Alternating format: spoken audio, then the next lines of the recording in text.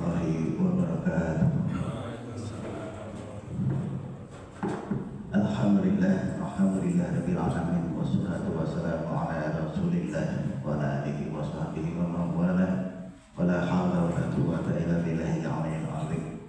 Rabbi shrah li sadri wa yassir li amri wahlul 'uqdatam min lisani yafqahu qawli. Amma ba'd. Bapak-bapak dan ibu-ibu jamaah mushola muhajirin rahimakumullah. Alhamdulillahirabbil alamin. Alhamdulillah kita bersyukur kepada Allah karena pada pagi hari ini kita masih diberikan Allah Subhanahu wa taala nikmat iman, nikmat Islam, nikmat sehat, sehingga kita semua dapat melaksanakan sholat subuh berjamaah di mushola kita, dan juga kita akan meneruskan dengan thalabul ilmi sehingga insyaallah pada pagi hari ini Allah menurunkan keberkahan yang besar kepada kita semua, dan semoga bapak-bapak dan ibu-ibu sekalian mendapatkan curahan rahmat dari Allah Subhanahu wa taala. Alhamdulillah kita dapat memulai kembali muajah kita dalam rangka thalabul ilmi yang pada pagi hari ini insyaallah akan diberikan oleh Al-Ustaz Al-Mukarram Ustaz Andri Maharus. Beliau adalah alumni dari Pondok Pesantren Temboro, Magetan, Jawa Timur, yang insyaallah akan memberikan materi terkait dengan kurban, yakni buktikan keimananmu dengan berkurban. Mari kita dengarkan paparan beliau dengan penuh tawadhu. Semoga Allah Subhanahu wa taala memberikan rahmat keberkahan kita semua. Pada beliau falyatafadhal masykuran. Assalamualaikum warahmatullahi wabarakatuh. Nahmadulillahi wa nusalli ala rasulillah amma ba'd. Alhamdulillah, jamaah salat subuh mushola muhajirin yang dimuliakan Allah SWT. Lagi dan lagi kita senantiasa bersyukur pada Allah yang telah memberikan kita nikmat yang begitu banyak, sehingga kita tidak bisa menghitung nikmat Allah. Ya Allah berfirman, wa in ta'uddu ni'matallahi la tuhsuha. Jika kita mau menghitung nikmat Allah, la tuhsuha, maka niscaya kita tidak akan mampu untuk menghitung nikmat Allah. Begitu banyak nikmat yang Allah berikan, bahkan nikmat yang Allah berikan pada orang lain itu pada hakikatnya juga nikmat buat kita. Allah memberikan nikmat pada petani sehingga dia dikasih kemudahan untuk kekuatan bertani, nanam ya, dengan tenaganya, dengan pikiran curahnya.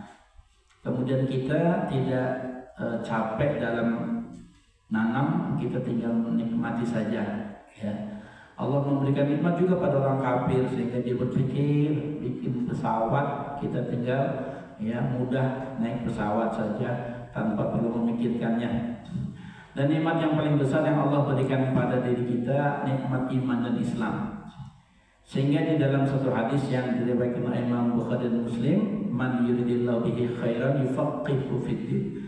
Barang siapa yang Allah kehendaki baik, maka dia akan dikasih kepahaman tentang agama. Jadi kalau kita pernah belajar bahasa Arab, ada namanya kata yang bersifat nakirah umum dan kata yang ma'rifat atau tertentu khusus.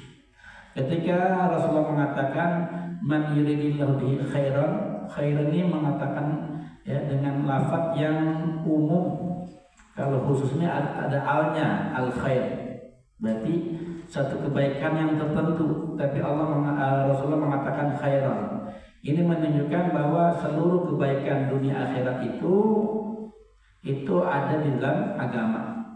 Ya, seperti itu. Kemudian salawat serta salam tak lupa kita haturkan kepada junjungan kita Nabi besar Muhammad SAW, yang dengan sebab perjuangan beliau sehingga kita mendapatkan nikmat yang begitu besar, yaitu nikmat iman dan Islam. Suatu saat seorang sahabat bernama Ubay bin Ka'ab, di dalam hadis yang diriwayatkan oleh Imam Tirmidzi, dia bertanya, ya Rasulullah, bagaimana kalau saya sebagian daripada doa saya ganti dengan selawat? Maka Rasulullah mengatakan, kerjakan. Kemudian dia bertanya lagi sampai pertanyaannya, ya Rasulullah, aj'alu salati kullaha, aj'alu laka salati kullaha. Ya Rasulullah, aj'alu bagaimana kalau saya menjadikan laka untukmu atau salawat untukmu semuanya, salati di dalam doa saya kullaha seluruhnya. Bagaimana kalau saya enggak jadi doa, saya ganti seluruh doa dengan berselawat kepadamu? Maka Rasulullah mengatakan, idzan tukfa maka wa yughfar dzambuka, kalau kamu lakukan maka kesusahanmu Allah cukupkan, Allah akan selesaikan dan Allah akan ampuni dosamu. Hadis hasan yang diriwayatkan oleh Imam Tirmidzi. Sehingga ada seorang ulama dari Maroko namanya Ibrahim At-Tazi, ketika muridnya minta amalan, maka dia tuliskan satu amalan, itu namanya salawat nariyah, kita kenal ya, salawat api. Kenapa dikatakan salawat api? Karena saking, kata ulama, dia seperti api yang membakar kayu kering, cepat ya. Jadi banyak orang yang sudah berhasil dengan sebab berselawat nariyah. Di situ tanhalu bil uqad. Sebab berselawat bisa, sebab keberkahan kita tanhalu bil uqad, akan melepaskan ikatan. Apa itu ikatan? Sebagaimana doanya Nabi Musa ketika berdoa pada Firaun, ya Rabbi shrah wahlul 'uqdah, ya Allah lepaskanlah uqdah ikatan min lisan, dari lisanku. Jadi ikatan itu maksudnya pelok ya. Kenapa? Karena ada seorang sahabat yang namanya Munzir bertemu dengan Nabi, namanya Munzir, artinya yang memberi peringatan. Kemudian Nabi mengatakan, la bal anta basyir, engkau bukan yang memberi kabar buruk peringatan, tapi engkau yang memberi kabar baik. Ya, ini Munzir ini, Basyir ini belok dia. Kemudian kata Rasulullah, coba kamu buka mulut kamu, kemudian diludahi oleh Rasulullah, langsung lancar, langsung fasih. Ya. Ini dengan sebab keberkahan Rasulullah, pelo-pelo hilang. Ya. Sebab keberkahan Rasulullah apa? Ya, waktu kedabil hawaij, hajat-hajat akan ditunaikan, sebagaimana hadis Nabi tadi saya sudah bacakan. Jadi dengan sebab kamu bersalawat dicukupkan semua kesusahan-kesusahanmu. Jadi hajat-hajat ditunaikan. Ini bukan perkara yang bid'ah, ini selawat ini dari Nabi. Jadi sahabat hanya apa? Para ulama hanya mengambil fadilah daripada yang Nabi sebutkan. Kemudian hadirin juga bahwa Allah memberikan kita masa ya, bulan masa itu sebagai pelajaran pada kita. Ya, Allah memberikan ya, kita sudah lewati bulan Rajab. Ya, Rajab ada peristiwa yaitu Isra Mi'raj. Ya, ketika Rasulullah menghadapi yang namanya hari ya Amul Hazan atau Amul Huzni, tahun kesedihan. Paman beliau, istri beliau meninggal pada tahun 10 kenabian. Akhirnya beliau pun Isra Mi'raj ya. Ketika kesusahan apa yang terjadi? Hatta idza stai'asa rusul wa dhannu annahum qad ghadibu ja'ahum nasruna. Ketika Rasul sudah mentok, sudah habis ya, sudah benar-benar seluruh potensi hidupnya semua dikerahkan ya dalam berdakwah. Wadhannu, dan orang-orang kafir menyangka annahum, sebenarnya mereka qad kudzibu, telah ditipu. Mana janji Rasul? Enggak ada itu ya. Kata Allah, ja'ahum nasruna, pada saat itu datang pertolongan kami. Sehingga enggak lama Rasulullah Isra Mi'raj ya, tahun 10 kenabian. Dan akhirnya Rasulullah nanti bisa hijrah ke Madinah, di situ diterima. Bulan Rajab yaitu dengan peristiwa Isra Mi'raj. Kemudian bulan Sya'ban ya. Bulan Sya'ban ini terjadi peristiwa pemindahan kiblat ya.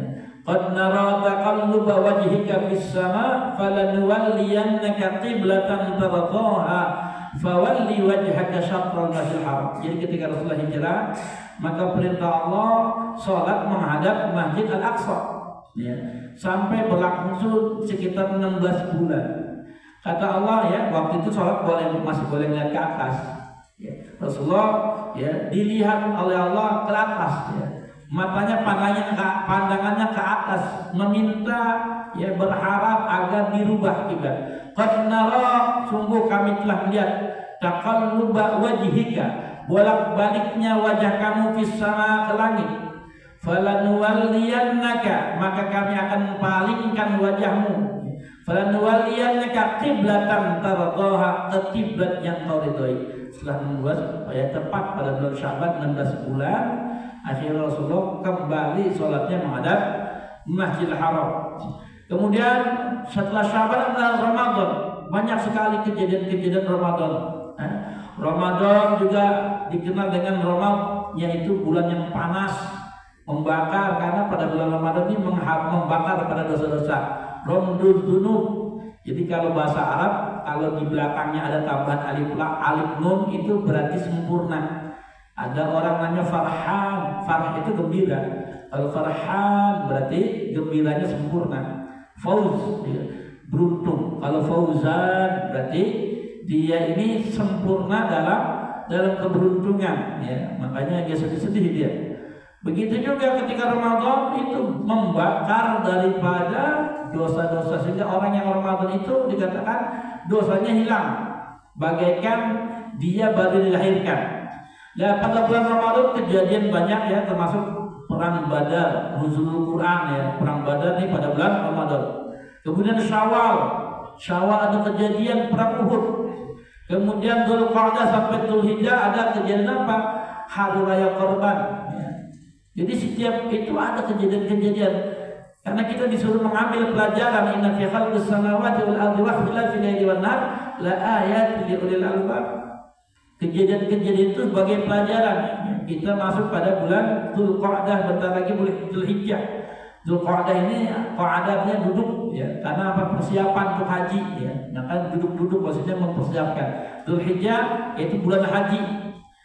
Maka kita kenal bulan Dzulqa'dah, Dzulhijjah adalah bulan di situ ada pengorbanan Nabi Ibrahim alaihissalam. Ya, jadi dikenal dengan bulan berkorban. Kemudian bulan haji, ya, bulan puasa sunnah. Jadi disunahkan puasa dari mulai tanggal 1 sampai tanggal 9, ya, sunnah. Tapi paling penting adalah pada tanggal 9 nanti, ya, tanggal 8 Tarwiyah, tanggal 9 itu Arafah, ya, gitu. Jadi bahkan bulan Dzulhijjah ini lebih besar daripada bulan Ramadan. Jadi kalau bulan Ramadan kita takbiran itu mulai maghrib, ya, dari tanggal 30 Sya'ban, ya, atau 29 Sya'ban, karena kata Nabi bulan itu kalau nggak 30 29 kata Nabi. Ya, bisa 29 bisa 30. Nanti kita takbirannya kapan? Takbirannya mulai maghrib bulan Sya'ban terakhir tuh. Ya, masuk bulan tanggal 1 Syawal kita takbiran. Kapan berakhir? Itu berakhirnya pada zuhur. Jadi udah zuhur udah selesai, nggak ada takbiran lagi. Tapi kalau Dzulhijjah, kapan mulainya? Disunahkan dari subuh. Jadi biasanya kita takbiran itu habis maghrib. Tapi pada di dalam hadis yang sahih sebutkan bahwa takbiran pada bulan haji ini mulai subuh, mulai Arafah itu. Jadi subuhnya takbiran, malam takbiran, kemudian subuh, zuhur, asar, maghrib, isya, terus berlangsung sampai 4 hari. Ya, 10, 11, ya, 12, 13, 4 hari sudah takbiran. Terakhir asar, ya, asar tanggal 13 daripada Dzulhijjah, gitu. Disunahkan ini. Jadi karena kenapa? Karena bulan Dzulhijjah ini bulan besar, lebih besar daripada Fitri, ya. Kita sampai diharamkan 4 hari itu puasa haram. Kenapa? Karena untuk merayakan ini, merayakan daripada korban. Kemudian, ya, kalau kita, ya, berkorban, ya, udah masuk bulan Dzulhijjah tanggal 1 kita kalau berkorban, kita kebetulan udah beli kambing. Itu, ya, kalau kita udah beli kambing pada tanggal 1 mungkin, ya, maka mulai saat itu kita udah nggak boleh nyukur itu, nggak boleh gunting kuku, nyukur. Bahkan Imam Abu Hanifah sampai mengatakan haram, ada larangan, ya, nggak boleh. Kenapa? Karena ketika seorang sudah membeli korban sampai nanti disembelih, badannya itu akan menjadi saksi, ya, badannya itu, kuku-kukunya itu akan menjadi, ya, penyelamat dia daripada adab nerakanya Allah SWT, menjadi pengorbanan dia. Jadi kita disampai seperti itu. Sampai ulama mengatakan makruh mencukur-cukur, ya, jenggot, kumis, bulu-bulu semuanya nggak boleh, ya, semuanya nggak boleh, kuku-kuku. Ketika kita sudah masuk bulan tanggal 1 Dzulhijjah, yang kalau kita sudah beli kambing atau sapi sampai kapan? Sampai kita motong. Tuh ya. Seperti itu ya. Kemudian juga pada hari itu kalau kita tidak haji ya, pada tanggal 9 Arafah itu ada namanya Shaum Arafah, puasa Arafah. Dalam satu hadis yang diriwayatkan Imam Muslim, Rasulullah bersabda, "Shaumu yaumi Arafata yukaffiru madiyah wa mustaqbala." Puasa Arafah ini tanggal 9 ya, itu bisa menghapus dosa yang telah lalu setahun dan dosa yang akan datang. Jadi 2 tahun. Puasa Tarwiyah bagaimana? Puasa Tarwiyah bisa menghapus dosa setahun. Jadi Tarwiyah ini kisahnya Nabi Ibrahim ini mimpi. Jadi Nabi Ibrahim 3 hari mimpi. Jadi Tarwiyah asal katanya rawiyah ya, rawhah ya, rawiyah. Rawiyah artinya mikir-mikir atau pertimbangan. Jadi 3 malam berturut-turut Nabi Ibrahim mimpi motong nyembelih anaknya. Mimpi 5 ada, mimpi doang. Besok lagi mimpi lagi, mimpi doang, tapi 3 kali. Sampai terakhir dia berkata, ya, dia berkata kepada anaknya, ya, inna arafil manam anni adbahuka fanzur madza tara. Wahai anakku Ismail, saya ngimpi menyembelihmu. Fanzur madza tara. Bagaimana pendapatmu tentang mimpi saya? Apa kata Nabi Ismail? Ya abati fa'al ma tu'mar satajiduni insyaallah minas sabirin. Ya, akhirnya terjadi penyembelihannya. Kisahnya seperti itu. Jadi pada waktu Tarwiyah itu Nabi Ibrahim masih mikir-mikir sampai akhirnya keputusannya bulat untuk menanyakan hal itu. Ya, makanya disebut hari Tarwiyah. Hari masih mikir-mikir. Ya, tanggal 8 nanti ujung daripada Tarwiyah, mikir-mikir tanggal 9 ada keputusannya ya, untuk disembelih nanti pada tanggal 10 Zulhijjah terjadi penyembelihan. Jadi Allah berfirman, wa idh tala Ibrahim rabbuhu bikalimatin fa'atammahun. Qala inni wa idh tala Ibrahim rabbuhu bikalimatin fa'atammahun. Jadi ketika Allah ibtala menguji Ibrahim bikalimat dengan beberapa kalimat, fa'atammahun, maka Nabi Ibrahim pun sempurna dalam ujian tersebut ya. Jadi ibtala ini, kata ulama, ibtala ini artinya ujian yang bertumpuk-tumpuk ya, terus. Jadi habis satu ujian datang lagi, namanya ibtala. Jadi ketika Allah menguji berkali-kali menguji Nabi Ibrahim dan dengan beberapa kejadian, dan Nabi Ibrahim sampai menyempurnakan seluruh ujian ya. Jadi kita kenal ya, sampai kita dalam tahiyat kan kita baca salawat atas Nabi Ibrahim ya, Allahumma shalli ala Muhammad wa ala Muhammad kama shallaita ala Ibrahim wa ala Ibrahim, seterusnya. Ini salawat Ibrahimiyah. Kenapa? Ini karena dalam Nabi Ibrahim, di dalam Nabi Muhammad ini ada pelajaran bagi kita, sehingga Allah menjadikan dia ya orang bacaan ya yang dibaca ketika tahiyat ya, Allahumma shalli ala Muhammad dan seterusnya. Jadi apa sih ujiannya? Ujian Nabi Ibrahim yang pertama kata ulama, ujiannya dari keluarga, yaitu bapaknya atau pamannya ya. Ini beberapa riwayat. Jadi paman atau kalau disebut di Al-Quran itu bapaknya Nabi Ibrahim penjual patung, pembuat patung, penjual patung, dan kebetulan Nabi Ibrahim disitu jualin. Nabi Ibrahim jual patungnya diseret-seret. Siapa yang mau beli patung? Siapa yang mau patung yang nggak bisa mendengar, nggak bisa berkata. Akhirnya patungnya nggak laku, ya, karena apa? Dikata-katain patung, Tuhannya dikata-katain. Walaupun nanti dikatakan bahwa yang dimaksud dengan azar itu bukan bapak ya. Wa qala Ibrahim li abihi azar atattakhidhu asnaman alihah. Ketika Nabi Ibrahim berkata kepada bapaknya Azar, ya, atattakhidhu asnaman alihah, apakah engkau Azar menjadikan patung sebagai Tuhan? Jadi begitu, jadi Nabi Ibrahim mengatakan bapaknya Azar. Tapi di dalam ayat yang lain disebutkan ya bahwa ya haram untuk beristighfar kepada orang kafir ya. Dalam surah At-Taubah Allah berfirman, "Wa ma kana lin nabiyyi wal ladzina amanu ay yastaghfiru lil musyrikeena wa kana ulil qurba min ba'di ma tabayyana lahum annahum ashabul jahim. Wa ma kana istighfar Ibrahim li abihi illa amma wa'idatin wa'adaha iyyah. Falamma tabayyana lahu annahu aduwwun lillah tabarra minhu."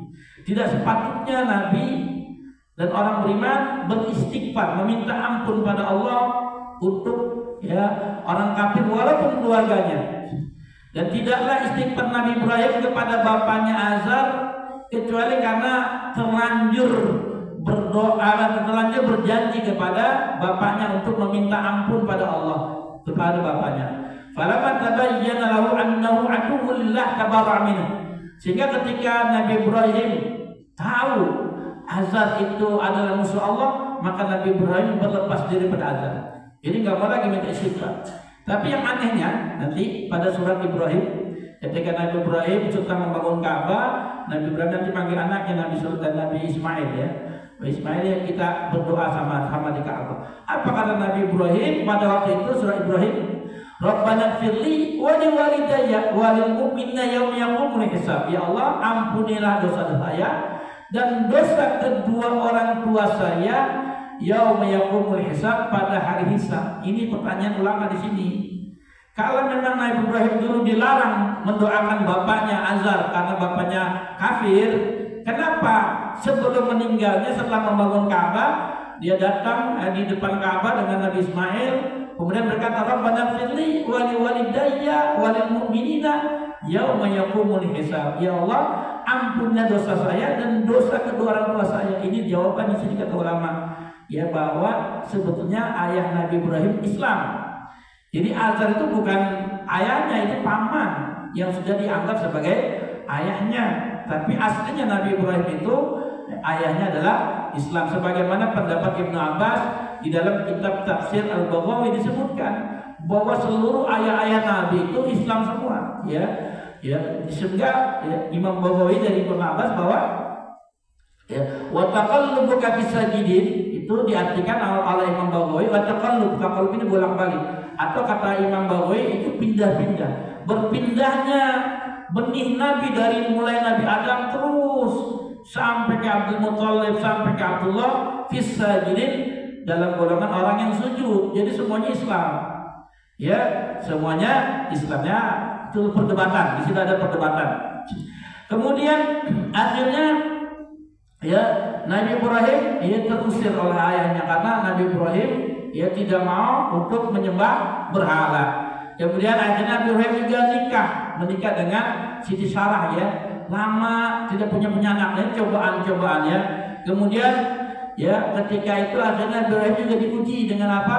Dengan Raja Namrud ya. Nabi Ibrahim ya. Kemudian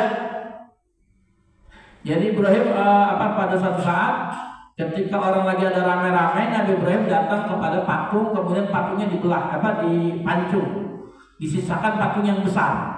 Ya, kemudian kapaknya itu ditaruh di leher patung yang besar, sehingga akhirnya orang-orang curiga siapa ini yang pelakunya. Pelakunya pasti Ibrahim, karena dia doang yang begitu kata orang-orang, sehingga dilapor aja. Maka disidang Nabi Ibrahim. Raja berkata, "Qalu anta fa'alta hadza bi ayatina ya Ibrahim, wahai Ibrahim, apakah engkau pelakunya?" Maka Nabi Ibrahim mengatakan, "Bal fa'alahu hadza kabiruhum." Ya, yang melakukan adalah yang besar, ya. Yang melakukan adalah yang besar. Ya, begitu. Akhirnya Nabi Ibrahim mengatakan, "Coba ditanya saja." Maka kata raja, "Kan dia nggak bisa jawab." Ya udah tahu dia nggak bisa jawab, masih aja disembah. Kata Nabi Ibrahim, akhirnya berhujah. Ya, kamu menyembah siapa Ibrahim? Ya. Alam tara ilal ladzi haja Ibrahim fi rabbih an atahu al-mulk id qala Ibrahim rabbi alladzi yuhyi wa yumiitu.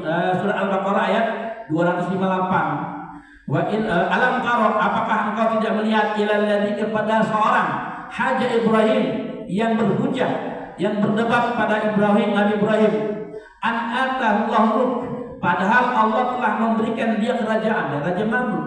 Ya. Ditanya oleh Raja Namrud, "Wahai Ibrahim, kamu menyembah siapa?" "Allah." "Siapa dia Allah?" Ya, yaitu Allah yang menciptakan dan yang mematikan. Maka kata Raja Namrud, "Saya juga bisa menciptakan, saya bisa menghidupkan, saya mematikan.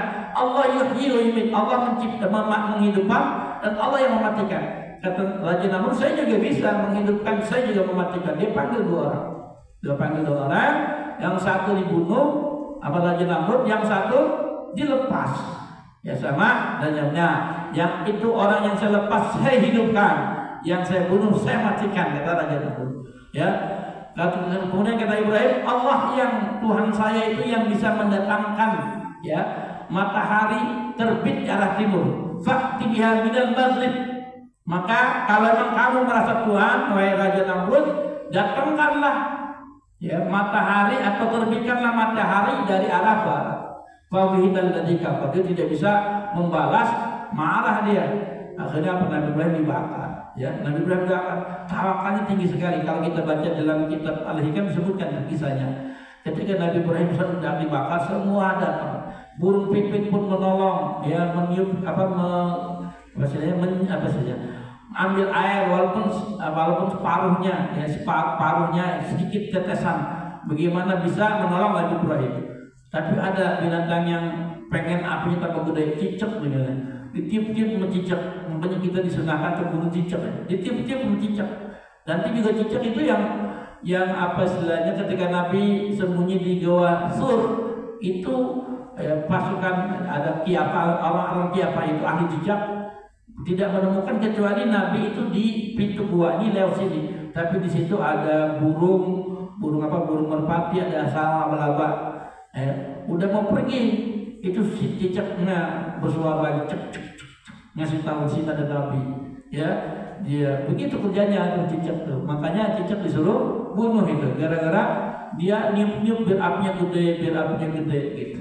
Ya, jadi Nabi Ibrahim ketika mau dibakar datang malaikat penjaga angin, malaikat penjaga penjaga air. Ya, apa kata Nabi Ibrahim? Amma ilaika fala, amma ilallahi fadala. Ya, kata Nabi Ibrahim, malaikat, kalau pertolongan darimu saya nggak terima, kalau dari Allah iya nggak apa-apa. Ya, datang hampir beberapa kali malaikat. Kata Nabi Ibrahim, amma ilaika fala, amma ilallahi fadala. Kepada Allah saya nggak apa-apa, tapi kalau sama engkau enggak. Sampai Allah berfirman, ya narukuni bardan wa salaman ala Ibrahim. Akhirnya Allah berfirman, kuni wahai api, kuni jadilah engkau bardan, menjadi sejuk, wa salaman, dan keselamatan kesejahteraan ala Ibrahim. Apinya tidak mampu membakar, cuman tali-talinya saja. Bahkan kata Nabi Ibrahim, ketika saya dibakar, saya mendapatkan makan langsung dari surga. Tidak ada masa ketika kenikmatan di dunia ini kecuali ketika saya dibakar api. Ujian dibakar. Kemudian Nabi Ibrahim dari Mesir pindah ke Palestina. Setelah singkat cerita Nabi Ibrahim dapat istri yang kedua. Ya, karena udah tua belum punya anak. Dapat istri yang kedua dari Raja Mesir pada waktu itu, yaitu Siti Hajar. Jadi nama Hajar dari Mesir. Ya. Dari Mesir pindah ke Palestina. Akhirnya Allah kasih kabar gembira, Nabi Ibrahim akan punya anak Ismail daripada Siti Hajar. Gembira lah Nabi Ibrahim karena apa? Karena lama nggak punya keturunan. Begitu betul-betul akhirnya punya anak, lahirlah Nabi Ismail dari rahim seorang Siti Hajar. Apa yang terjadi? Istrinya cemburu. Siti Sarah cemburu. Ya, karena dia merasa tersaingi. Akhirnya Allah perintahkan Nabi Ibrahim dengan bekal seadanya, ya pagi-pagi berangkat dari Palestina menuju ke Mekah dengan bekal seadanya, perintah Allah. Karena memang perintah Allah, Nabi Ibrahim orangnya ini tidak suka membantah, tidak pernah bertanya ketika ada perintah Allah langsung. Jadi itu sifat Nabi Ibrahim, sifat orang yang tawakal sekali, ya betul-betul pasrah diri pada Allah. Ya. Itu sifat orang-orang soleh, sifat-sifat para nabi itu senantiasa berpasrah diri pada Allah. Karena kadang-kadang perintah Allah itu kadang-kadang logika kita masuk, tapi kadang-kadang nggak masuk. Tapi perintah Allah, ya sebagaimana dalam surah Al-Qasas Allah berfirman, ya wa wahayna ila ummi Musa an ardi'i. Allah memberikan ilham kepada ibunya Nabi Musa an ardi'i untuk menyusui Nabi Musa. Ya, ini sesuai dengan logika manusia umum. Ya, namanya bayi lahir suruh untuk disusui. Ya. Fa idza khifti alaihi fa'alqihi fil yam. Kata Allah, kalau engkau khawatir tentang keselamatan Nabi Musa, maka lemparkanlah dia ke sungai. Ya. Inna radduhu ilaiki wa ja'iluhu minal mursalin. Ya, lempar saja ke sungai, kami akan kembalikanmu ya kepadamu, wa ja'iluhu minal mursalin, dan kami akan menjadikan dia menjadi rasul. Nabi Musa disuruh lempar ke sungai, ya kita punya anak lempar pesantren, nanti kembali lagi sudah jadi kiai, ya begitu ya, lempar anaknya ke sungai, kata Allah inna radu ilaiki, kami akan kembalikan Nabi Musa kepadamu wahai ibu, wa ja'ilan, bukan hanya balik selamat, wa ja'iluhu minal mursalin, dan menjadi sebagian daripada rasul Nabi Musa. Ya, begitu, itu perintah Allah, tidak masuk dengan logika umum. Ya buang, padahal khawatir keselamatannya, malah disuruh buang. Tapi ini perintah Allah. Nabi Ibrahim tahu bahwa perintah Allah pasti ada maslahat di situ. Maka jalan Nabi Ibrahim sampai ke Mekah. Kemudian di situ masih lembah. Jadi Mekah itu namanya Tihama ya. Tihama itu lembah. Nanti kalau hujan banjir terus dia. Nah, kalau Najd itu namanya dataran tinggi. Najd itu dulu adanya di Riyadh. Riyadh itu dulu Najd. Tihama itu Mekah, ya, lembah. Maka karena perintah Allah, maka Nabi Ibrahim meletakkan anak dan istrinya yang masih merah di situ, Nabi Ismail kecil. Ya, maka istrinya bertanya Hajar, ya Ibrahim, aina tadhhab? Wahai Nabi Ibrahim, mau kemana engkau? Aina tadhhab? Ditanya lagi, dia jawab, karena Nabi Ibrahim sedih. Ya, bukan kepala sedih, tapi perintah Allah sampai 3 kali. Ya, atatrukuna biwadin laisa lahu hadisun wala syai', apakah engkau wahai Ibrahim akan meninggalkan kami berdua di satu lembah yang tidak ada manusia sama sekali, wala syai', dan tidak ada apa-apa, kering kerontang gersang. Ya, Allah amarka bihadza wahai Ibrahim, apakah ini perintah Allah padamu? Maka Nabi Ibrahim cuma mengangguk. Kata Siti Hajar, karena ini perempuan ahli yakin, dia katakan idzan la yudhi'ana Allah, kalau memang ini perintah Allah, pasti Allah tidak akan sisakan kami. Kata Siti Hajar. Berangkat Nabi Ibrahim, berangkat, ditinggalkanlah anak istrinya. Masih ada makanan sampai habis, sampai air susunya tidak keluar lagi. Akhirnya Siti Hajar itu ya naik ke bukit Safa dan Marwah. Ya, Safa Marwah 7 kali itu. Inna Safa wal Marwah min sya'airillah. Safa dan Marwah ini termasuk syiar-syiar Allah. Ya, cari orang, siapa tahu ada yang lewat. Sampai dia udah putus, udah gak ada lagi harapan, hanya pada Allah. Hasbi Allah wa ni'mal wakil. Tiba-tiba dari kakinya Nabi Ismail keluar tuh air. Air-airnya air Zam-Zam itu yang sekarang kita kenal, yang kalau diminum bisa kenyang, ya, mukjizat. Sehingga akhirnya banyak air dikumpulkan sehingga ada orang lewat dari suku Jurhum. Jurhum ini dari Yaman ya. Akhirnya di situ ngambil mata air, kemudian akhirnya bisa perkampungan kecil-kecil sampai akhirnya Nabi Ismail kecil sama Siti Hajar diperlakukan dengan baik dengan suku itu sampai umurnya sekitar 12-13 tahun. Maka ketika sudah berumur 13 tahun, Nabi Ibrahim pun datang ya dari Palestina mengunjungi anaknya yang sudah ditinggalkan 13 tahun lamanya. Ya, kata Nabi Ibrahim, ya Rabbana inni askantu min dzurriyyati biwadin ghairi dzati zar'in. Ya Allah, aku telah meletakkan anakku min dzurriyyati, keturunanku, biwadin, di satu lembah yang tidak ada apa-apa. Ya.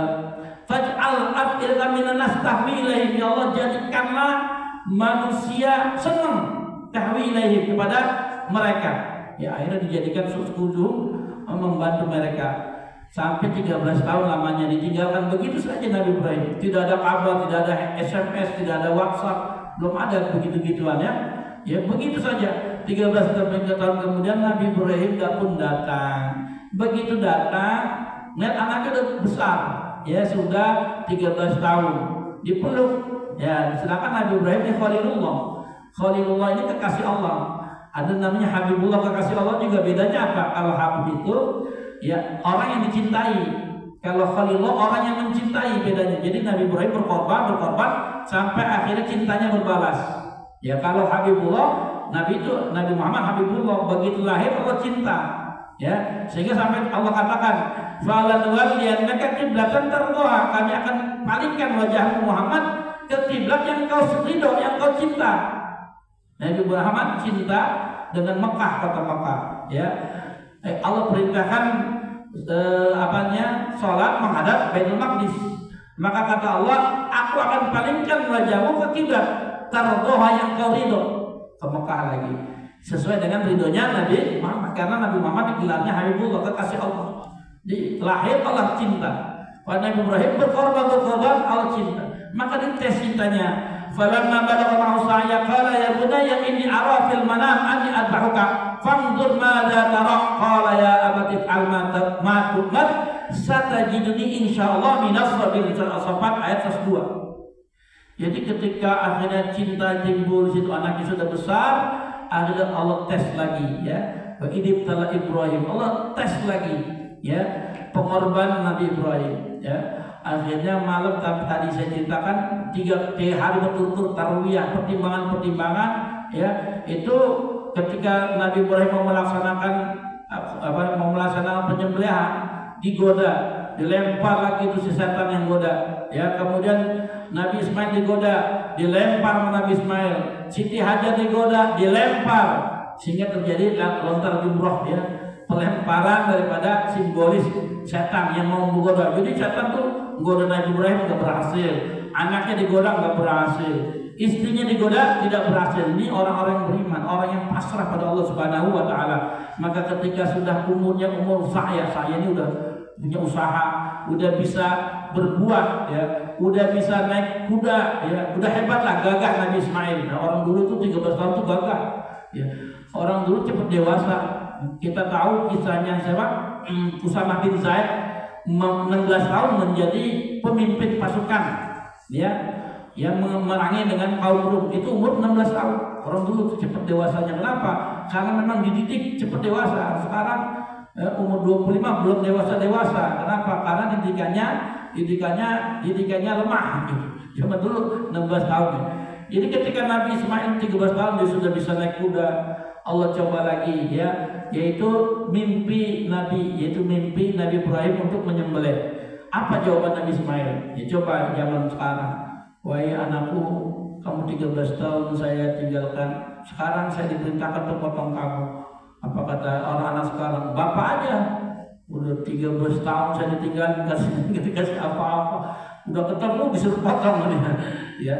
Itu orang sekarang begitu, banyak protesnya. Tapi apa kata Nabi Ismail? Ya abatif alma tukmar satajiduni insyaallah minas sabirin. Falamma aslama wa tallahu jabin. Ketika berdua mereka telah pasrah pada Allah, akhirnya Nabi Ismail ini hadapkan ke belakangnya Nabi Ibrahim, karena kalau dihadapkan ke depan Nabi Ibrahim takut nggak tega melihat sakitnya Nabi Ismail, melihat pandangan matanya nggak tega, maka dibalikan pelipisnya, ya pintu pelipis ya menghadap belakang. Udah diasapi dong, pedangnya goloknya diasap untuk tajam. Apa yang terjadi? Nggak bisa mempan. Asal lagi, ya coba lagi, batu pecah, potong lagi, nggak mempan juga sampai 3 kali. Kemudian tiba-tiba apa yang terjadi? Ya diganti dengan kibas. Ya, ini kibasnya kibas siapa nih? Ini kibasnya dalam tafsir, ini kibasnya Habil. Karena pertama kali pengorbanan adalah pengorbanan Habil dan Qabil. Jadi Habil itu punya Qabil punya saudara namanya Iklima. Iklima ini cantik nih. Kalau zaman Nabi Adam itu pas nikahnya itu silang, ya, nggak boleh dengan saudara kembar. Tapi si Qabil tidak mau. Akhirnya ya dia mau dengan saudara kembarnya Iklima. Akhirnya Allah perintahkan mereka untuk berkorban. Nah kebetulan Habil ini peternak, maka dia cari kambingnya yang bagus-bagus. Wah ini yang paling bagus nih untuk disembahkan pada Allah. Nah si Qabil ini kebetulan dia petani, maka cari hasil panen yang busuk-busuk dikorban pada Allah. Apa yang terjadi? Yang terjadi akhirnya korbannya Qabil ditolak oleh Allah, ditolak, ditiupkan angin. Sedangkan korbannya Habil Allah angkat naik langit. Ya itu. Watlu alaihim naba abnai Adam bil haqq id qarraba qurbanan fatuqbila min ahadihima wa lam yataqabbal min al-akhar. Watlu alaihim, wahai Muhammad, ceritakanlah naba abnai Adam bil haqq, kisah tentang 2 anak Nabi Adam dengan sesungguh-sungguhnya. Id qarraba, ketika keduanya berkorban. Fatuqabbila min ahadihima, maka korban salah satunya diterima, ya. Wala mitaqabbal minal akhar, dan korban yang lainnya ditolak. Itu korbannya siapa? Korbannya Qabil. Kenapa? Yang jelek-jelek. Jadi zaman Nabi sendiri ada kejadian tuh. Biasanya di masjid itu di tiang-tiang digantung korma-korma makanan gitu. Kalau ada masjid ke masjid, ambil comot korbannya dia makan gitu ya. Tiba-tiba ada yang sahabat itu naruh korma yang jelek-jelek. Kata Nabi, ini siapa naruh korma jelek-jelek ini? Ya di masjid yang bagus-bagus, yang jelek-jelek bawa pulang gitu. Kadang-kadang bawa aja ke rumah kita, kalau yang jelek-jelek kalau kita udah nggak doyan bawa aja ke masjid, kan juga habis sama orang masjid gitu. Yang udah kita nggak doyan baru taruh di masjid yang bagus-bagus ya. Jadi korbannya Habil yang bagus sehingga Allah terima. Korban itu nanti yang akan menjadi pengganti daripada leher Nabi Ismail ini sebagai pelajaran bahwa yang namanya korban itu tidak akan hilang, Allah akan menjaga. Wa nadainahu ya Ibrahim qad saddaqta ru'ya inna hadza wal bala'ul mubin. Dan memanggil Allah pada Ibrahim, ya Ibrahim qad saddaqta ru'ya, wa Ibrahim engkau telah membenarkan daripada mimpimu. Inna hadza wal bala'ul mubin, wahai Ibrahim, ini adalah cobaan yang nyata ya. Wa fadainahu bidzibhin adzim, dan kami telah mengganti pengorbananmu dengan dzibhin adzim, sembelihan yang besar, yaitu Nabi Ismail diganti kepalanya dengan kibasnya siapa? Kibasnya Habil yang Allah angkat ke langit, kemudian Allah turunkan sebagai pengganti Nabi Ismail begitu ya. Dan itu wa basyara Ishaq nabiyyan minas salihin, dan setelah itu apa yang terjadi? Allah memberikan kabar gembira bahwa Siti Sarah akhirnya akan punya anak. Nah, nabiyan minas salihin, Ishaq nabiyan minas salihin, yaitu nabi juga Ishaq minas salihin, termasuk orang-orang yang saleh. Jadi Nabi Ibrahim dari Hajar punya anak Ismail, dari Sarah punya anak Ishaq, dan dari Ishaq nanti akan anaknya banyak jadi nabi. Ishaq punya anak Yakub ya. Yakub ini gelarnya Israel. Isra artinya yang apa saja, hamba. Il itu Tuhan. Israel jadi hamba Tuhan ya. Punya anak berapa? 12 ya, 12 ya, termasuk Nabi Yusuf nanti.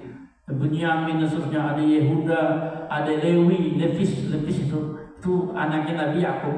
Nanti dari Lewi itu jadi nabi-nabi, jadi ulama-ulamanya Bani Israel. Dari Yehuda itu nanti punya keturunan jadi raja-raja, termasuk Nabi Daud, Nabi Sulaiman. Itu. Jadi keturunan dari Ishak itu akan menjadi nabi-nabi. Keturunan Nabi Ismail nggak jadi nabi, tapi nabi akhir zaman dari Nabi Ismail. Ini menunjukkan apa kata ulama? Sampai Nabi Ibrahim punya gelar apa? Abul Anbiya, bapaknya para nabi. Tidak ada nabi setelah Nabi Ibrahim kecuali anak keturunan Nabi Ibrahim. Ini menunjukkan apa? Pengorbanan kita itu Allah akan terima, Allah akan abadikan, dan Allah akan syukuri. Ya, karena Allah Maha Syakur. Ya, misalnya kalau gampangan kita tuh Maha terima kasih, sehingga akhirnya keturunannya Allah jaga sebagaimana keturunan Nabi Ibrahim. Tidak ada nabi setelah itu kecuali keturunan Nabi Ibrahim. Jadi udah gak ada nabi dari luar.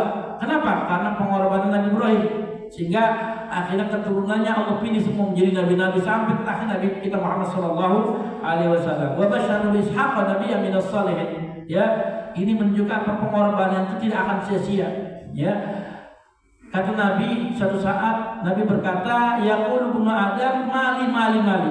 Berkata anak Adam, hartaku, rumahku, tanah, kontrakan, mobil mewah. Kata Nabi, fahal min malik, tidaklah dari hartamu illa ma akalta fa afnaita.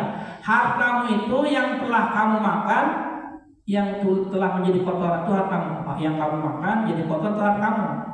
Wa ma labista fa ablaita, hartamu itu kata Nabi yang telah kamu pakai ya, fa ablaita, sampai lapuk dimakan manusia.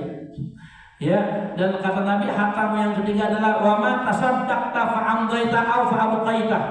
Hartamu itu yang telah kamu korbankan di jalan Allah, yang kamu telah sedekahkan di jalan Allah, fa abqaita, maka Allah kekalkan di sisinya. Itu hartamu.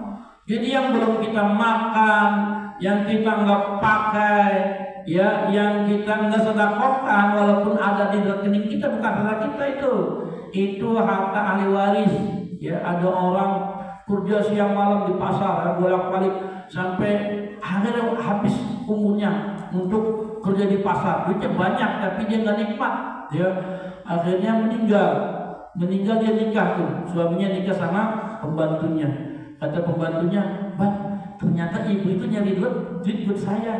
Begitu duitnya udah kumpul dia meninggal, saya yang nikmat," kata pembantunya. Jadi bisa terjadi tuh, jadi ya sia-sia gitu ya. Kelihatannya begitu capek-capek yang nikmatin pembantunya. Ya, suaminya meninggal, istrinya nikah lagi, ya punya suami baru. Boro-boro dia mengatakan, "Wahai suami yang baru, suamiku, ini rumah nih suami saya dulu yang beliin. Kita Fatihah dulu buat suami saya." Ya, boro-boro udah lupa itu. Ya udah lupa. Makanya siapa? Umar bin Abdul Aziz itu ceritakan dia punya anak 9. Kalau nggak salah 9 dalam riwayat. Dia hanya meninggalkan uang 17 dirham. Maka keluarganya protes. "Oh, sedikit banget dirham ini perak ya, uang perak, kalau dinar itu emas. Ya uang murah ya. Wahai Umar bin Abdul Aziz, kok dikit banget, anak 9, cuma 17 dirham. Emang cukup?" Kata Umar bin Abdul Aziz, "Kalau anak saya anak yang durhaka, alhamdulillah saya enggak kebagian. Ya coba kalau saya harta banyak, anak saya durhaka buat maksiat, saya kebagian, saya enggak nikmat tapi enggak nikmatin tapi dosanya kena sama saya. Tapi kalau anak saya ternyata anak yang soleh, saya juga enggak khawatir, karena Allah telah berjanji, wa huwa yatawallas shalihin. Allah yang akan menjadi penolong orang soleh." Ya, begitu kata Umar bin Abdul Aziz, meninggal 9 anak cuma dapat warisan 17 dirham. Ya, kenapa?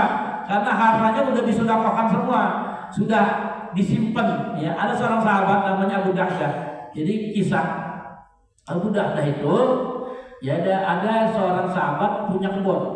Kebetulan di tengah kebunnya itu ada pohon kurma orang. Maka dia pengen beli, ini orang agak-agak bakhil. Ya, akhirnya dia ngerayunya pakai Nabi, ya bisa ya. "Nabi, tolong mintakan tuh pohon kurma buat saya aja dah, saya mau luasin kebun saya, mau bikin mau nanam bertani lah. Ya biar pohon kurma itu jadi milik saya mau nanam pohon kurma." Akhirnya Nabi mengiyakan, "Ya fulan, ini bisa nggak kamu kasih pohon kurma buat ini si fulan ini?" "Oh, nggak mau." Nabi yang ngerayu, nggak mau juga dia. Dia bilang, "Kalau kamu mau kasih, saya janji kamu punya pohon kurma di surga." "Oh, nggak mau pokoknya." Lah kisah ini sampailah ke telinga Abu Dahdah, seorang sahabat yang tidak terkenal. Nah, kita dengar Abu Darda, ini Abu Dahdah, jarang kita dengar. Abu Dahdah dengar, "Loh, kebetulan banget ini, Nabi berjanji kasih pohon kurma di surga." Kata Abu Dahdah, "Nih kebetulan nih saya mau nih, udah janji Nabi pasti terjadi nih." Akhirnya Abu Dahdah kebetulan punya kebun kurma di Madinah. Kebun kurmanya bagus. Itu kalau nggak salah dalam riwayat itu ada 60 pohon kurma. Tanah-tanahnya di tengahnya ada pengairannya bagus, ada sungai kecil lah untuk mengalir pohon kurma tersebut. Akhirnya Abu Dahdah secara diam-diam negosiasi. "Buat itu saya mau beli pohon kurma kamu dengan apa? Dengan tuker kebun kurma. Pohon kurma ditukar dengan kebun kurma." Ya, orang ini mikir ini Abu Dahdah ini bodoh sekali. Satu pohon kurma dibeli dengan satu kebun. Tapi Abu Dahdah justru cerdas, karena pada hakikatnya ya yang namanya harta itu yang sudah sampai di akhirat. Jadilah itu dibeli bener, jadi tuker ya 60 batang pohon kurma dengan satu potong kurma dan berikut dengan tanah-tanahnya. Begitu terjadi negosiasi sudah selesai, maka Abu Dahdah cepat lari ke rumahnya. Dia katakan, "Wah istriku, keluar kamu dari kebun ini, karena kebun ini saya sudah tukar dengan kebun yang Rasulullah janjikan di surga." Maka kata istrinya paham. Kata istrinya, "Wahai Abu Dahdah, ini adalah pertukaran yang sangat menguntungkan dunia juga dengan akhirat." Maka akhirnya setelah itu selesai, Abu Dahdah mengatakan, "Nabi ya Rasulullah, ini pohon kurma saya sudah beli, serahkan pada si fulan yang meminta pohon kurma." Maka kata Nabi, "Ya Abu Dahdah, kam min irqi radahin li Abi Dahdah fil jannah." Begitu lebatnya, ya, begitu ranumnya, bonggol-bonggol Tandan korma milik Abu Dahda yang saya lihat di surga kata Nabi. Ini Abu Dahda. Jadi korban ya karena apa? Mengharapkan daripada balasan di akhirat. Ini korban. Jadi kita berkorban kata Nabi ini ya kuku-kukunya, tanduk-tanduknya, bulu-bulunya itu akan Allah datangkan. Allah sampaikan kepada kita. Jadi kita korban kambing-kambing akan muncul nanti itu sebagai pengorbanan kita untuk apa menolong kita. Apa yang kita korbankan nggak akan sia-sia. Semuanya ada nilai. Ya, semua orang dalam ke masjid semuanya nilai. Motor beli bensinnya keluar asapnya ditimbang. Kotoran kambing, kotorannya ditimbang. Semuanya ditimbang. Tidak ada yang sia-sia. Kenapa? Karena untuk Allah ini ya tidak akan sia-sia. Jadi kita berkorban itu tujuannya apa?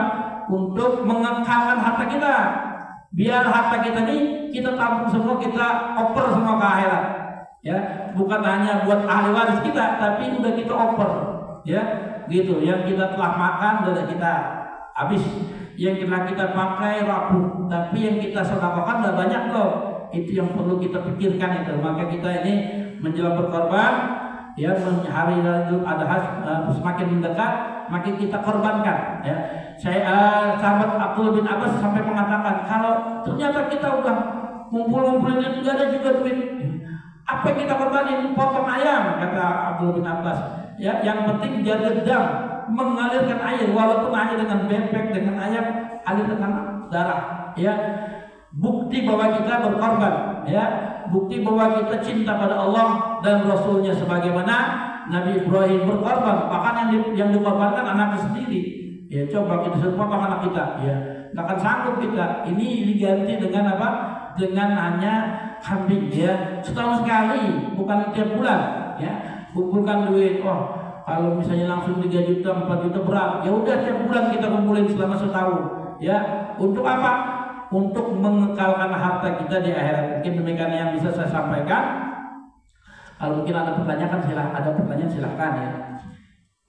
Lihat kalau ada pertanyaan. Ya. Baik, alhamdulillah menarik ya Bapak dan Ibu. Ada yang ingin ditanyakan terkait dengan seputar berkorban? Persilahkan.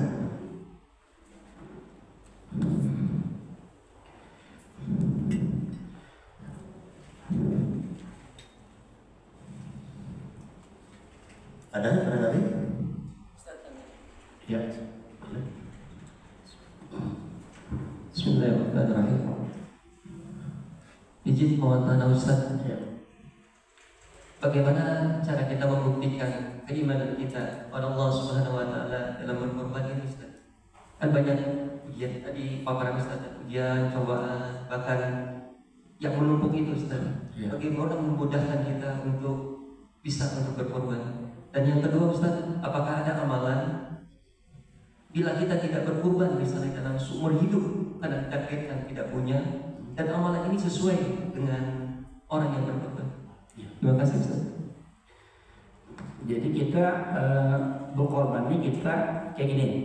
Dulu zaman sebelum Nabi diutus, setiap ada bayi yang lahir itu disembelihkan kambing, akikah. Ya, itu bukan syarat Islam, itu jahiliyah. Kemudian mereka itu biasanya darah kambingnya itu dipepelin ke kepalanya bayi.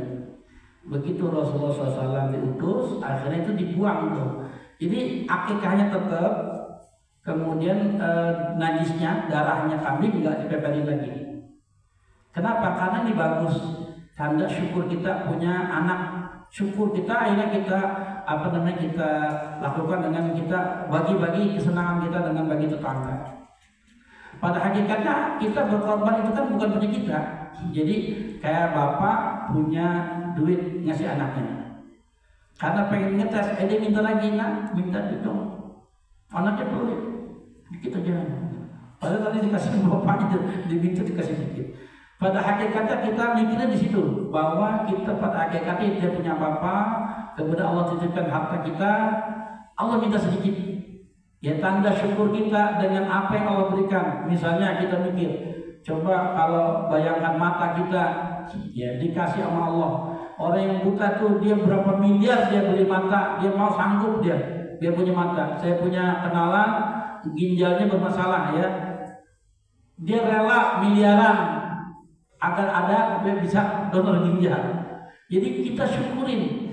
Tanda syukur kita ketika Allah minta berkorban, maka kita keluarkan walaupun sedikit, enggak apa-apa yang kita bisa korbankan. Jadi tanda syukur kita ya. Kita merasa ini syukur ya, cuma 3 juta 4 juta keluarin lah, cuma sedikit dan setahun sekali lagi, enggak tiap hari ya. Kita mikir situ. Kalau misalnya Allah cabut kenikmatan kita, nikmat apa ya, sedikit aja misalnya, buang air kecil lah, nggak bisa buang air kecil itu kita. Bagaimana rasanya? Allah masih kasih kita sempurna, nikmat semuanya ada, Allah minta sedikit aja. Nah, kita syukuri. Syukurnya apa? Dengan berkorban. Ya, kalau orang nggak bisa berkorban, kalau mampu, ya itu sangat tercela. Ada larang apa? Ada ancamannya.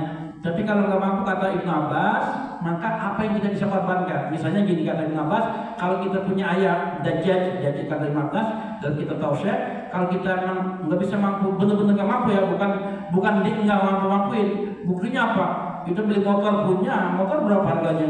Berarti kan sebenarnya kita mampu, cuma nabungnya nggak mau begitu. Jadi kalau kita nggak punya apa-apa, kita bisa korbankan apa aja kita korbankan. Bahkan kata Nabi, ittaqin nar wala bisyiqqit tamrah. Kamu takutlah dengan api neraka walaupun hanya dengan separuh dari korma. Kita punya korma 1 nih, ya. Kita bagi, korbankan korma karena kita takut dengan apa? Dengan murkanya Allah. Jadi karena apa? Korban kita, ya. Tudfi'u ghadaba rabbi. Yang namanya sedekah pengorbanan itu bisa memadamkan daripada kemurkaan Tuhan. Jadi berbagi itu bisa memadamkan kemurkaan Tuhan. Ya, jadi apapun, jadi kata Ibnu Abbas, apapun korbankan, korbankan.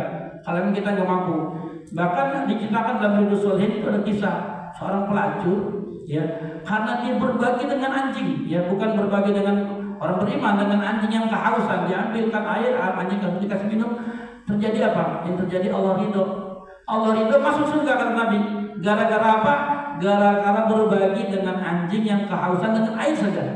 Jadi kata ulama ya dari berdasarkan hadis Nabi bahwa yang namanya berbagi, berkorban itu dapat memadamkan murka Tuhan. Itu tujuannya begitu. Jadi apa yang kita bisa lakukan? Kata Abdullah bin Abbas, apa aja yang kita bisa korbankan? Kalau memang nggak bisa juga, tapi kalau bisa paksakan. Kalau bisa paksakan, ya, karena cuma setahun sekali masa nggak bisa seperti itu ya. Allah alam. Ada lagi? Silakan. Kalau tidak, ini ada pertanyaan Ustaz. Jadi pertanyaan titipan. Jadi dia punya harta, katakanlah dana di tabungan itu hanya 4 juta. Sementara dia kalau mau beli kambing itu kan 3 jutaan Ustaz ya. Iya.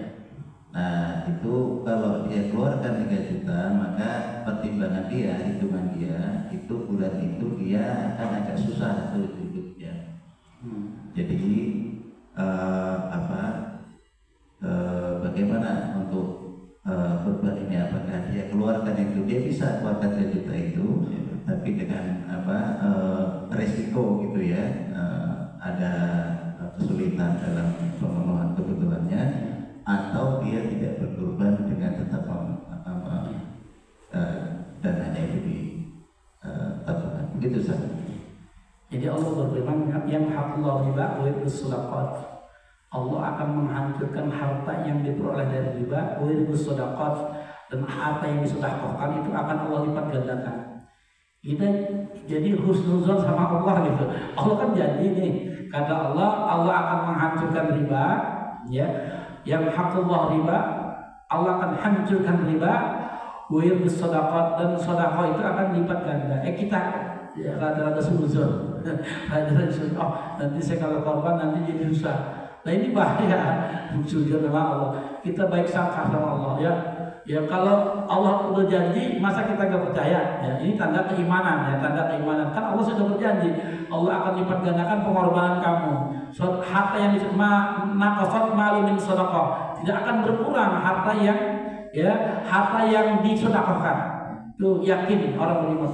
Tetapi ada namanya at-tadbir nisful ma'isyah, pengaturan atau manajemen itu bagian setengah dari bagian depan ya.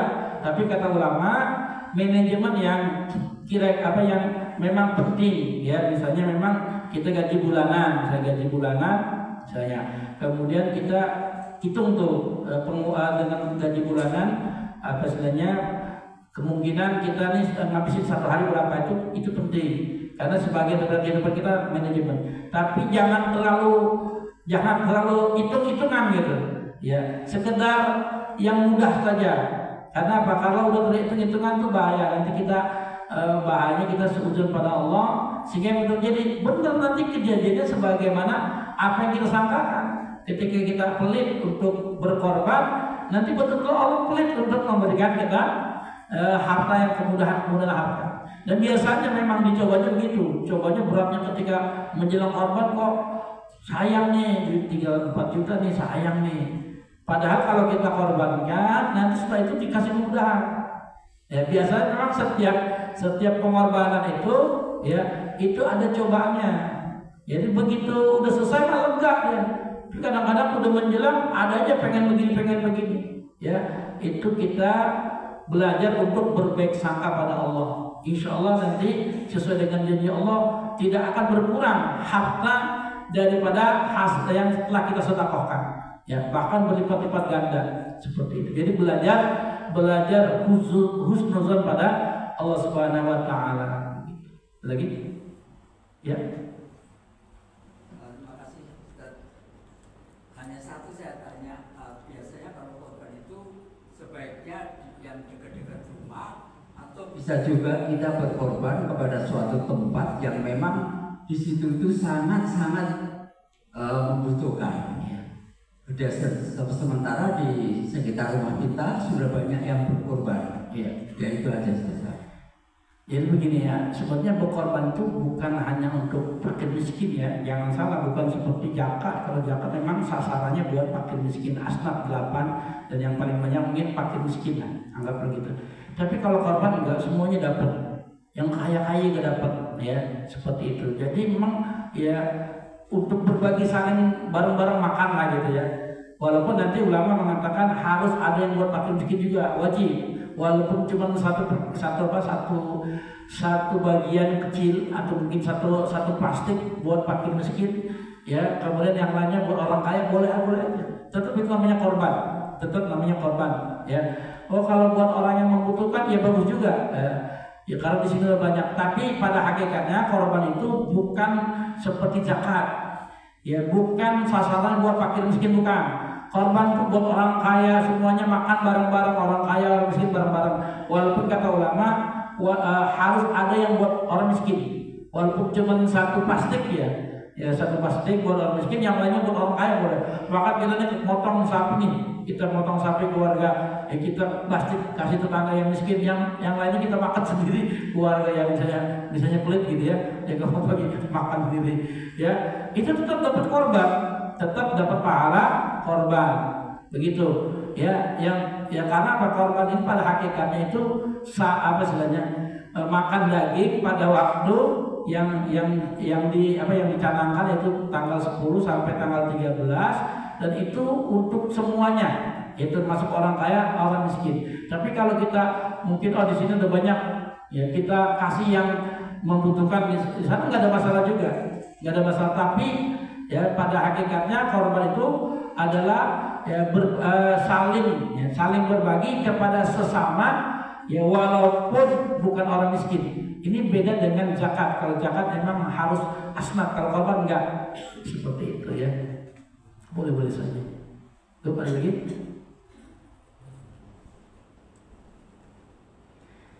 Dan ada ulama Imam Syafi'i, korban itu nggak boleh dimasak semua. Jadi harus ada yang mentah untuk miskin, mentah. Jadi kan ada orang mikir korban dimasak. Pernah ada kejadian yang masak mau koki bintang 5 katanya. Dan dibagi-bagikan kepada matang. Ini bukan. Korban itu bukan akikah. Kalau akikah itu matang, sunnahnya matang. Tapi kalau korban itu harus ada yang mentah, yang dibagikan pada fakir miskin, walaupun nanti yang lainnya dimasak. Ya, harus. Itu. Jadi Imam Syafi'i mengatakan korban beda dengan akikah, harus ada yang mentah dibagikan buat orang miskin, baru yang lain dimakan, walaupun matang semuanya nggak apa-apa. Seperti itu ya. Nggak boleh dalam keadaan matang semua baru dibagi. Dok, lagi? Baik, kalau tidak ada lagi, terima kasih pada Bapak dan Ibu yang sudah berikan pertanyaan. Dan setelah kita mendengarkan apa yang sudah dipaparkan oleh Ustaz Andri Ma'aruf tadi, maka dapat kita ambil kesimpulan bahwa salah satu konsekuensi keimanan kita adalah dalam bentuk berkorban. Maka sebagai seorang yang beriman kepada Allah Subhanahu wa taala dan juga beriman kepada nabinya, maka kita harus yakin bahwa dengan berkorban Allah pasti akan mengganti harta kita dengan yang lebih baik. Maka jangan takut miskin, jangan takut kekurangan. Apabila dana kita memang mepet, yakinlah bahwa itu semua akan diganti Allah Subhanahu wa taala dengan ganti yang lebih baik, jauh lebih baik lagi, insyaallah. Demikian Bapak dan Ibu sekalian, kajian subuh pada minggu hari ini, pagi hari ini. Insyaallah nanti kita akan buatkan jadwal kajian lagi 2 minggu yang akan datang atau minggu ke-4 bulan ini, 1 minggu sebelum hari H pelaksanaan kurban. Dan semoga kita semua diberikan kesehatan oleh Allah SWT, dan kita bisa tetap melaksanakan ibadah kita dengan maksimal dan dapat melaksanakan kurban pun dengan sebaik-baiknya. Maka list dari kami yang sudah kami sebarkan melalui grup, monggo diisi ya, yang saat ini masih di sapi 1 ya. Biasanya bulan tahun lalu itu masuk minggu kedua sudah 3 sapi, ini baru 1 belum ya. Jadi mudah-mudahan kita harapkan tahun ini setidaknya sama dengan tahun lalu atau bahkan lebih dari tahun lalu, yakni 6 ekor sapi dan 15 ekor kambing atau domba. Demikian, semoga Allah SWT memberikan rahmat taufik dan hidayah kepada kita sekalian dan kita tutup dengan baca hamdalah alhamdulillahirobbilalamin dan doa kepada majelis semua. Alhamdulillah, asyhadu an la ilaha illa anta, astaghfiruka wa atubu ilaik.